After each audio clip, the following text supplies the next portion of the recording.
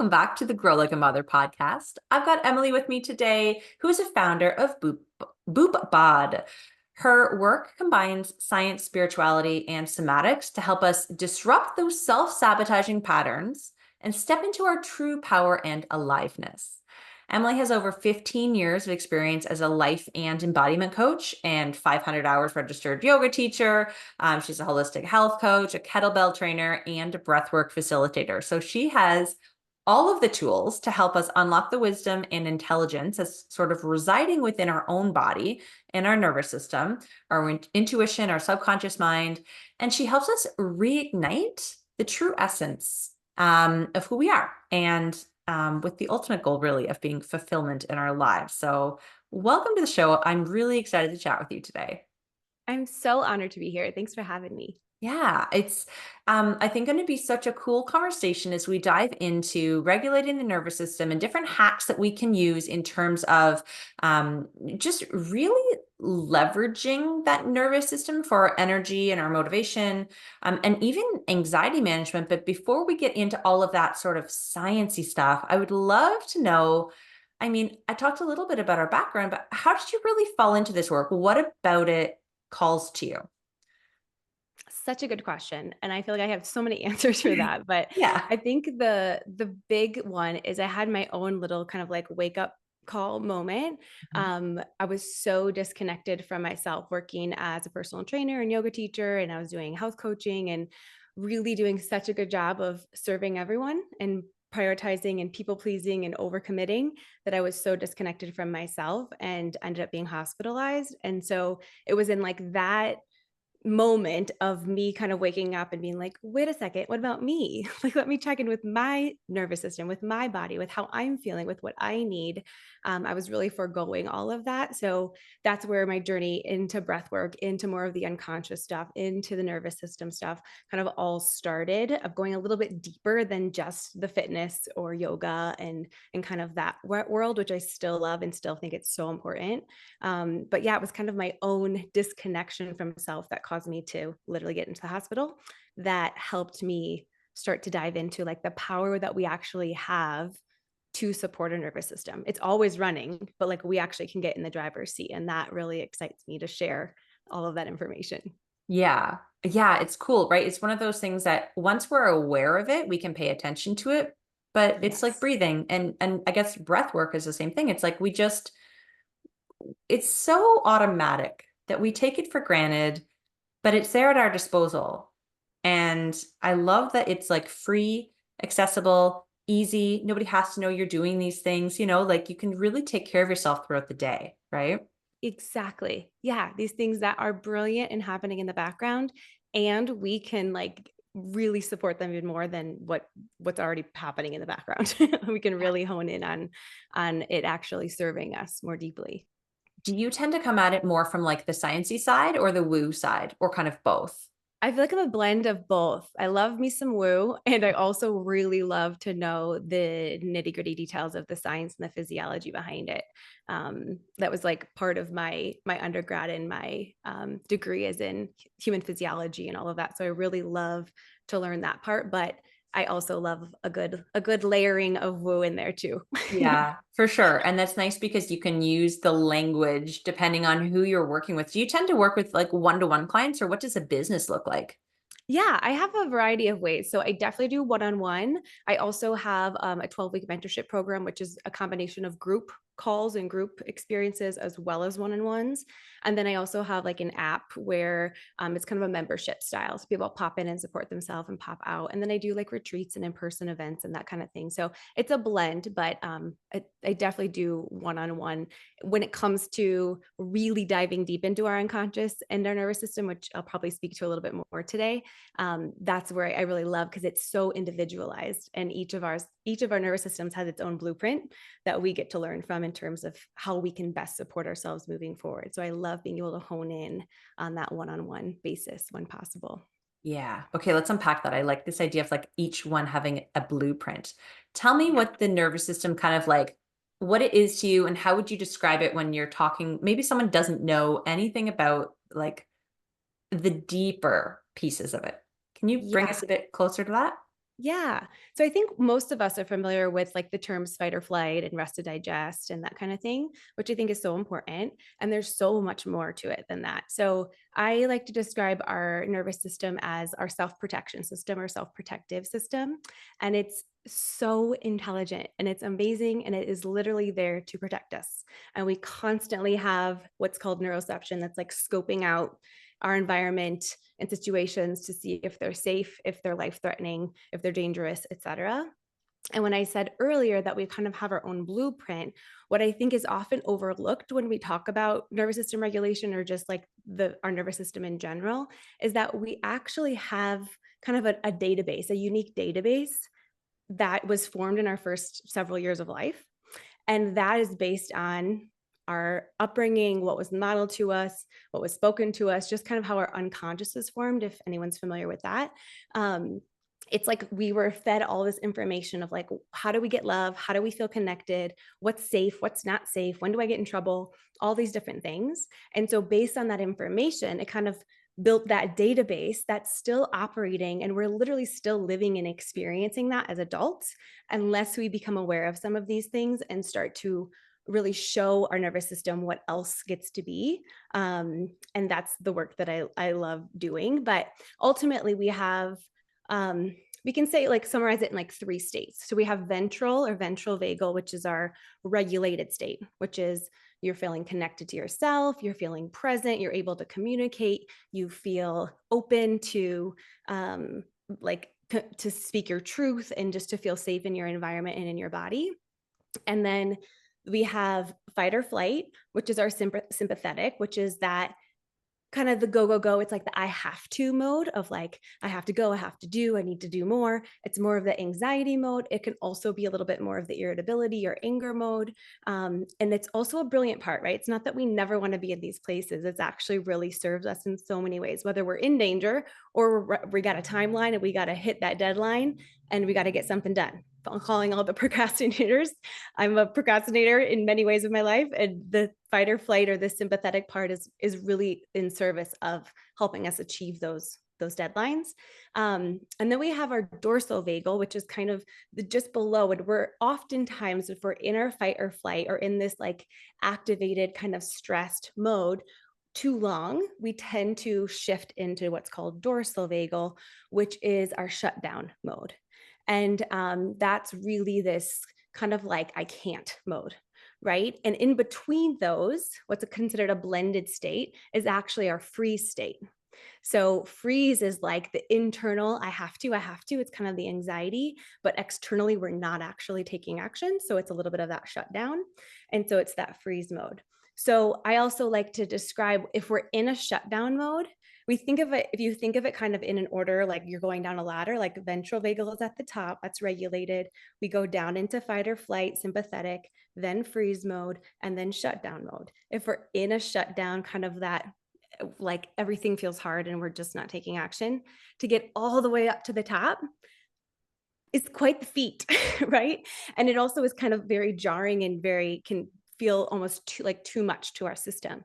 So I think also in terms of working with our nervous system and recognizing what gets to support us is like taking what is considered like the next tolerable action.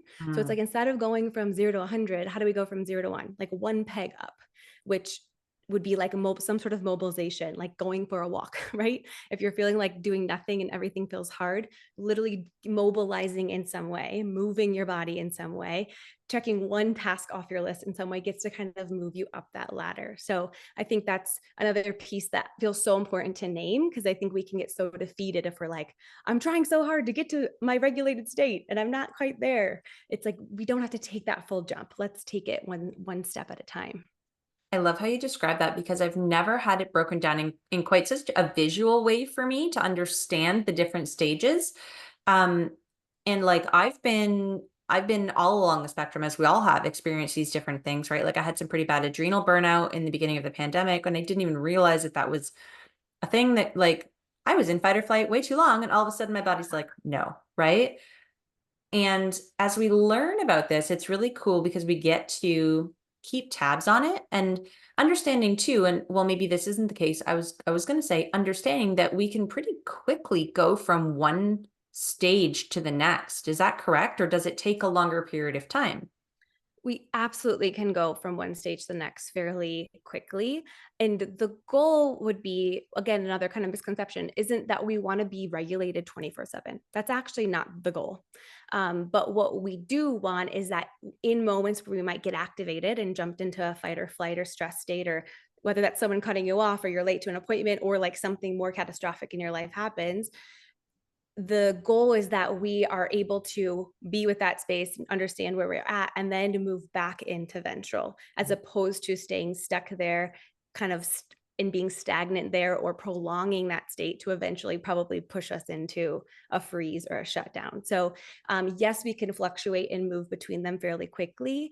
And the goal is, like, once we're in the state, how do we support ourselves to kind of keep bringing ourselves up a notch on that peg or back to ventral, which ultimately builds our window of tolerance. So it's like the less likely we are to get bumped back into those states over time. So it's like strengthening a muscle too, which I think is really empowering once you start to implement some of these practices and start to build your own self-awareness around what state you're in. It can be really empowering to be like, oh, wow, that thing that would have totally wrecked my world in my day in the past, like I was kind of unaffected by it. That's literally proof of your window of tolerance and your ability to kind of stay in a more regulated state amidst whatever's happening outside of you. It's proof that you're really shifting things, which I think is so cool. That's amazing. And having these tools is so important. So then the next question becomes, can you share with us, like, what ways can the average person listening who's like, yeah, I want some of that. I want that window extension. Like I want more. Yeah. What can we start to do? Yeah, there's so many things. I think this maybe seems like a lame answer, but the first and most important thing is actually giving ourselves space to slow down and be with ourselves, which I know is really hard for all of us, especially moms, right? I really get that. And if we think about kind of what I was mentioning before about the nervous system database, we all have our own activators and glimmers. Those are the two terms very commonly used in the nervous system world.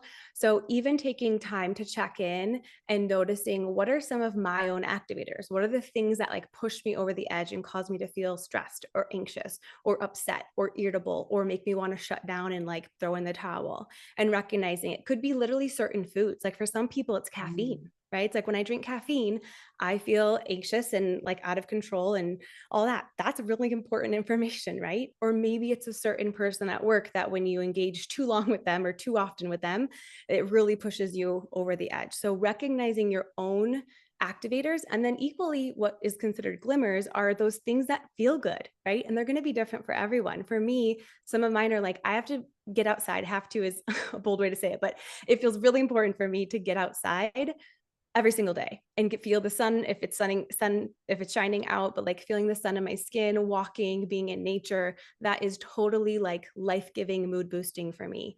It could also be a food. It could also be sipping your tea or drinking or reading a book, or it could be talking to a certain friend, or just stepping away into the bathroom and hiding and taking 3 deep breaths. Like it could be a lot of different things, but the more we're aware of what things kind of trigger us or activate us, as well as what are the things that actually bring us it could be joy, it could just be content, it could be peace, it could be anything that feels quote unquote good, right, for us, the more that we can actually get back in that driver's seat. So I think that's the first step, is just that self-awareness of like what falls into each of those categories, as well as like seeing the patterns of, okay, every time I go and talk to my mother-in-law or every time I have to take my kids from this sport to this sport to this sport, those are the days that like I just feel like I could scream at everyone, right? Or just want to like explode.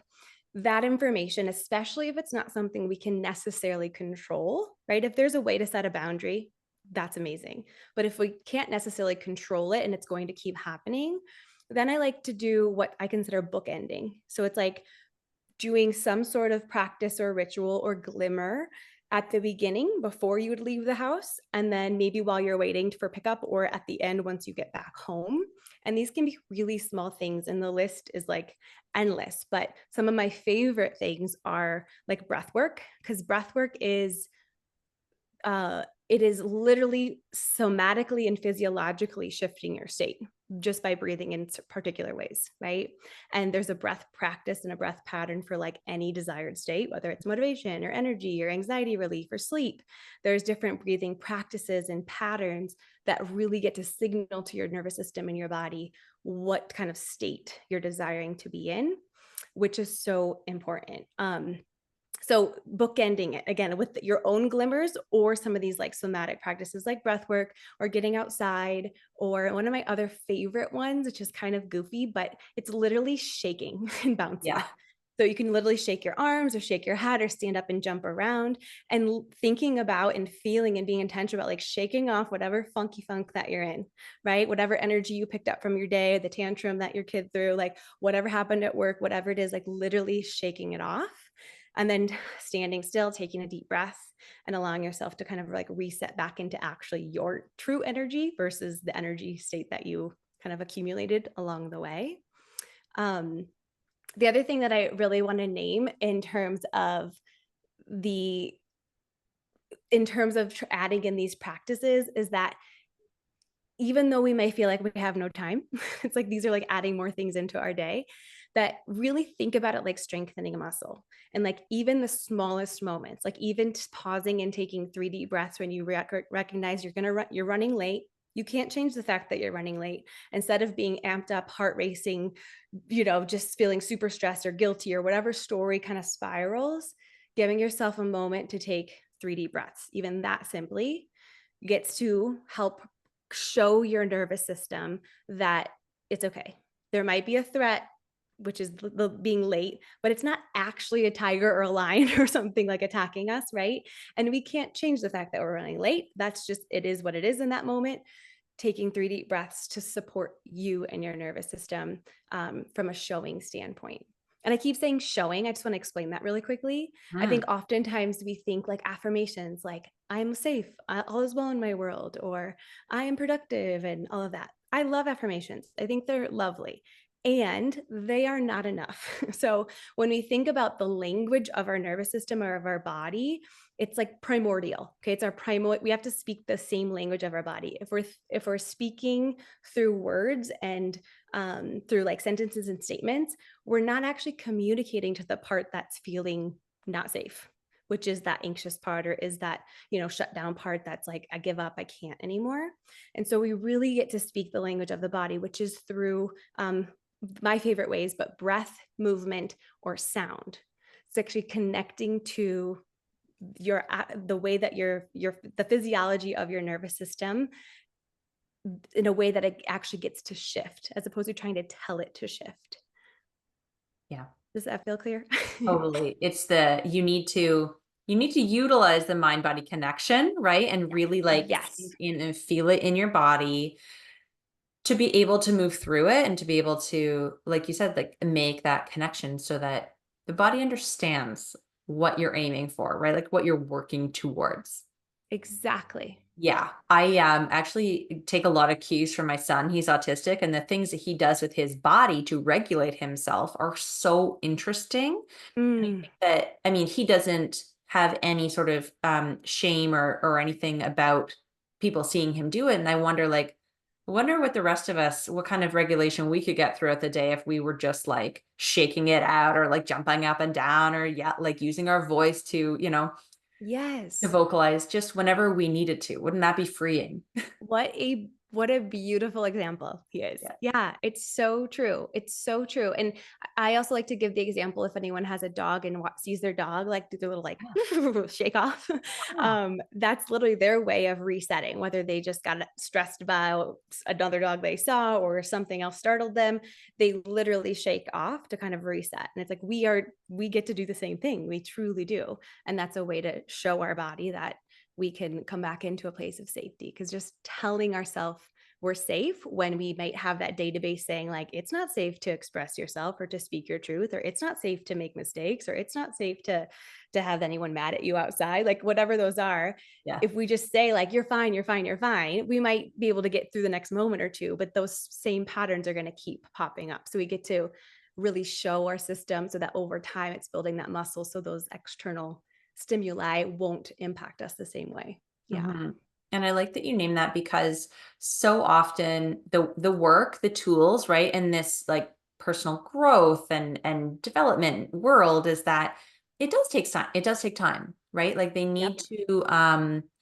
they need to add up and stack for us to get the benefit out of it. And so I always like to point that out to the listeners when we're talking about building a new habit or routine into our toolkit is that you have to be like the consistency is the key. You can't expect Mhm. it to happen overnight. There are some great tools that you can use in the moment, like you said, to sort of immediately calm down, but that's a band-aid, Mhm. that's not the real getting at the real problem and tackling it from a holistic view that way. So Yes. Yeah. And I think again, that can feel daunting, right? Like, okay, I have to start doing this thing and I have to be really consistent. Like, there's a lot going on in my world. And I think I actually believe on one of your other episodes you talked about habit stacking or someone referenced that. But I think that's such a great practice, as well as what I was mentioning before of like that bookending. I yeah. think those can be places to start of like, okay, I know before I go to bed, I have struggle sleeping. So, or I just want to be able to like clear my energy so I can rest. Like maybe there's one little thing you do before you brush your teeth or right after you brush your teeth, right? Stacking it that way. Or it's that bookending for a situation that happens routinely that you do something before and after to help support your system and like allow that to feel enough, like enough. And then you can build on that, right? It's like, again, same rule of like not trying to go from 0 to 100. I think sometimes we're like, okay, I'm going to meditate every single day, or I'm going to do breathwork every single day, and I'm going to do all of these things. And then when we don't, we feel so defeated and like we're a failure and we suck at life. Instead, baby steps so that you can build that self trust and keep strengthening the muscle and adding on more and more as it becomes available. But yes, to the consistency being so important. Yeah. And I love, I want you to talk to us about your nervous system toolkit because I feel like that is something that can be so supportive. Yeah. Yeah, it's so good. So I mentioned like liking to nerd out and geek out on like the science part. So there's definitely that. There's also the somatic part, which is the actual experiential stuff. So examples of like the breath work and the meditations and these different rituals and things, even speaking to how connected our pelvic floor is to the state of your nervous system. And especially for mamas in terms of your pelvic floor and just moving through pregnancy and birth and everything that comes after that of like maybe re-strengthening it or just recognizing it. There's a lot. I actually have an expert who's a PT and a pelvic floor therapist that's also contributed to the Mm. nervous system toolkit, breaking down some kind of myths and facts about our pelvic floor and exercises to do to actually support our nervous system, which I think is cool. Like we're all connected. Everything's connected. It's so cool. But yeah, inside the toolkit, it's giving such a thorough but still very digestible understanding of your nervous system and how it's formed and some different practices like I mentioned, the activators and glimmers, and being able to start tracking some things so that you can become again really self-aware of what's going on in your own world so that then you can make decisions to support yourself so you're not kind of blindly trying to add in practices but not necessarily knowing if this is the right thing or why am I doing that. So giving some of the science as well as the actual kind of workbook type practical information, as well as a whole list of guided practices that you can do to support you in the shifting of your state. Um, it's really something I feel like every single human being should be equipped with that information. And it's like, it blows my mind that we're not taught this because this is literally our vessel that we live in. And then our nervous system is functioning, whether or not we know that it is. And oftentimes it's functioning based on perceived threats or threats that were existent in as our little selves, right? Which most likely is not the case as an adult. So if we can really understand those for ourselves, it's like, we really get to feel so much more alive, so much more like us, less less inclined to numb out or to dissociate and float away or to harbor things or get burnt out. Like all those patterns that tend to happen when we aren't aware of these things get to kind of diminish and dissolve when we really understand our system. Yeah. And like you say, like get in the driver's seat, Yeah. I love that. And I just want for the listeners, I'll put it in the show notes as well. But Emily's offering us a 15% discount using the the product code podcast. So if you're interested in diving into that, you can get a discount doing that, which is so generous. I thank you so much for that. Yes, of course. And if Yeah. anyone has any questions about it or before, jumping in, please, please, please do not hesitate to reach out. I'm here for you. And I also want I want you to share other ways that we can follow along and learn, because there's so much that you're doing, so much that you offer. And I know that you mentioned a little bit about, the things in the beginning, but I know you've got something coming up that's exciting. So can you share with us about that? Yes. So quickly before that, the Hype Hub is another thing that you will have access to in the show notes, and also the code podcast can give you 15% off for the annual membership. But that can be also a really accessible place to start, where I like to explain it as like you get to pop in, push play, and support yourself, and pop out. So it gets to be really accessible, and it's a library you can access from your phone. It's an app, or you can do it from desktop, of breathwork, meditations, yoga flows, mobility, workouts of all kinds. So it really gets to serve kind of the anxiety, the energy, the motivation, all these different things. And they're literally labeled like breathwork for anxiety, breathwork for sleep. So it should be really easy to find the practice that you might be needing or craving. So that exists. And then, I'm leading my signature 12-week mentorship program. Applications are open and they close on August 20th. And if anyone is really craving a little bit more kind of individualized holding, or even wanting to be more a part of a sisterhood and group, like I love working with moms, knowing that most times all the energy is going out to everyone else, and it's very rare that they're getting to be in receive mode or really pour into themselves. This type of container has been such a gift for me to be able to pour into other moms, but also for moms to give and carve out this space to really dive into themselves. And whether that's like maybe you just recently had kids, or you are feeling like a loss of identity and like, who am I and what do I want to do with my life? I work a lot with women in that place. Maybe you are wanting to really lean into a passion project and want to start your own side gig.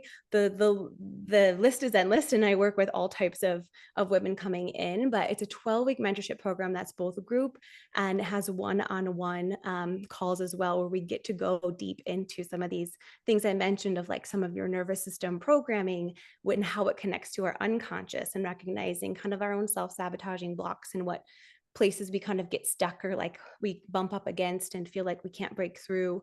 We get to really start to dissolve those and help you get back into your power. It's the highest touch experience that I offer. We move through different videos and workbook pages, and it's ultimately helping every single woman that jumps inside to get out of her own way and truly into like her aliveness and her potential. And everything we talked about today is a flavor of it. But a way that you could potentially start or get the teeniest taste of it is in the alignment audit freebie that I also shared. And that's just like a beautiful starting point for anyone, whether or not you're interested in the mentorship. But it's an exercise taken out of the program, where you get to kind of learn a little bit more about like what alignment actually is. It's kind of a buzzword. Like, what is it actually, and how does it look in my life, and what's a practice I can do to check in with myself and see if I'm in alignment. So that could be a perfect place to start. But once again, if anyone has any questions about that mentorship program, I'm so open to chatting more, for sure. That is so cool. And I think being in a container for an extended period of time, like 12 weeks, really allows you to drop into it and feel safe in it, and like get into it in a way that a shorter container doesn't offer. So yeah, Yeah. I think that's really awesome. Yeah. Um, yeah, I'm just so impressed with all of the things that you have going on, everything that you're offering. You're so wise, and the knowledge is obviously running so deep. Before we wrap up the episode, though, is there anything that we haven't touched on that feels important to share, or anything on your heart that you want to leave the moms with today? Mm. I think there's like so many things that come to mind, but the biggest thing that I wish I could instill in every single mom, every single woman, is just how much power, even when we feel like things are out of control in our worlds, how much power we actually do have to check in and make one small decision or one action that gets to kind of reset us or fill us up. Or literally, I like to literally think about like sipping, swallowing, taking in. And so just I hope if you take nothing else away, it's the permission slip to maybe reorient yourself to putting yourself back at the top of the list, even if it's for like 2 minutes a day, if it's currently 0, right? And again, starting to add in there. But we really do have so much power to support ourselves and to shift our state and shift the way that we're experiencing our reality. And I'm just sending you all so much love. And I'm so here to support you in any way that you need or any way that I can. Oh, that's beautiful. Thank you. And I think that was meant just for me because I sometimes forget that I have this power, even though I have all of the, not all of the knowledge, but even though I have tools and a toolkit, it's Mhm. that reminder and that permission slip, like you reference, of just being aware and accepting of the fact that, if you learn how, we really do have access. Yeah. Yeah. Emily, thank you so much for being here. It's been an absolute joy chatting with you. Thank you, Jill. This has been so fun. Thanks for having me.